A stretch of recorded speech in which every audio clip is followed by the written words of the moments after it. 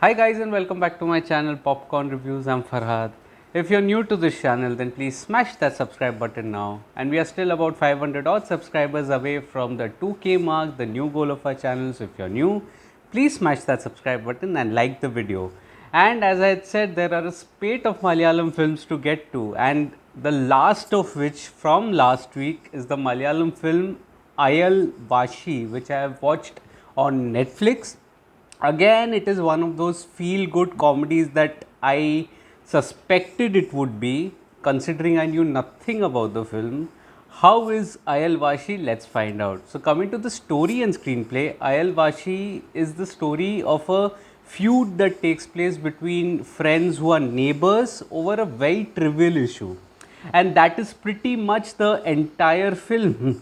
The story here, the premise here, I would say, is interesting, but the story really did not have any meat to it. I am sorry to say, this actually would have suited the format of a short film better, I would say, because the writing material just wasn't there. It wasn't enough for a full length feature film, and which is why the story itself was a bit of a disappointment. More so, the screenplay, which is standing at a shade above 100 minutes. Again, it is a little uneventful, unfunny, and it ends up being a bit of a disappointment as well. So the drama here, it does open in a typical Malayalam film style, wherein you are introduced to the protagonist, and the setting being that they are preparing food and serving food at a wedding, so to say. And that is when you are also introduced to the neighbor, and you get to know that they share a very warm bond.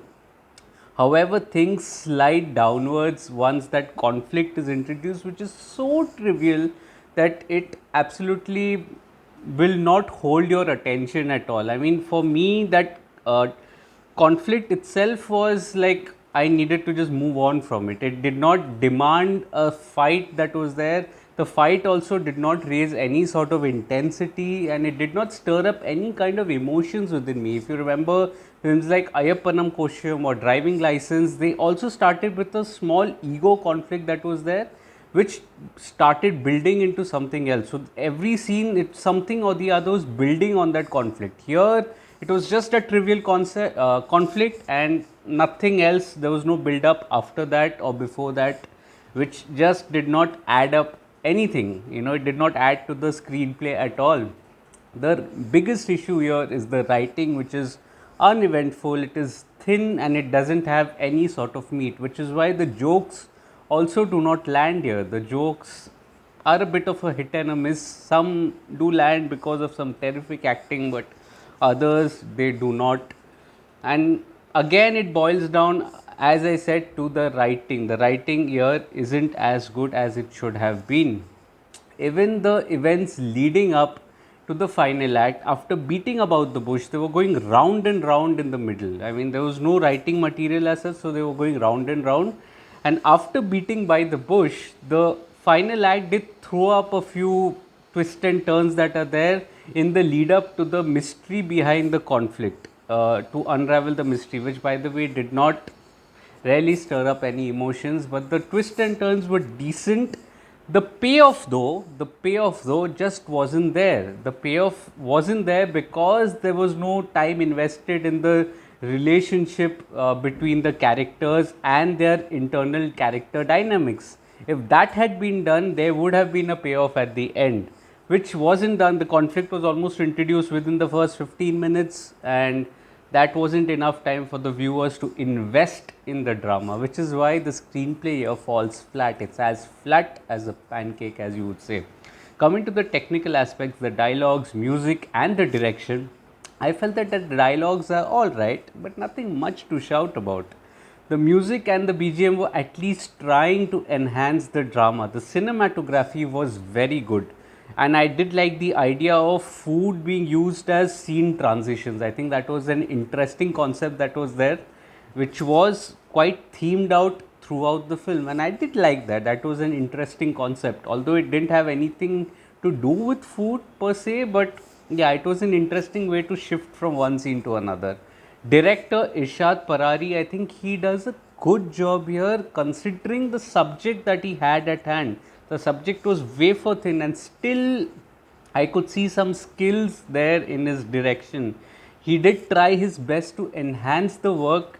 Of course, the writing was such that it was never going to happen, and only he could lift it to up to a certain level. But there was some spark in the direction for sure. Coming to the performances, I felt the performances are pretty good here. Nikhila Vimal and Lijo Mol, Jose, both of them do a very good job here. I felt even Soubin Shahir was excellent, very well restrained, did emote very well. Binu Pappu, he did an excellent job, as well as the neighbor. There were moments in which he was able to create a bit of humor in his character, and that was heartening to watch. The actors were really trying. Even Narslin, he was trying, he was sincere and earnest, but when the writing is not there, no actor can rise above the script. As the late Mr. Dilip Kumar had said, no actor can rise above the script. The script here was the real culprit. So, all in all, Ayalvaashi misses the mark for me. The comedy is insipid, the writing is wafer thin, and it just misses the mark for me. Available on Netflix. Let me know what did you think in the comment section, whether I'm missing something. Also, like the video, subscribe to the channel, press that bell icon, share this video with your friends and family, all of which help this small little channel and fuel the YouTube algorithm. If you would like to read my full review of Ayalvaashi on my site, Popcorn Reviews with a double S, the link of which is in the description box below, do visit my site as well. Also follow me on different social media platforms like Facebook, Instagram, Twitter and Letterboxd. I do not end up making a video on everything that I watch, but I do write a lot. All information is present on my site, Popcorn Reviews with a double S, and on my social media handles. I am going to be on a break for a day and see you again on Friday with another review, this time of another Malayalam film. Guess which is the one? I'm giving you a hint. It is the Fahad Fazil film, which I have been waiting for a while now. So until Friday then, take care of yourselves, and thank you so much for your love and support. Cheers.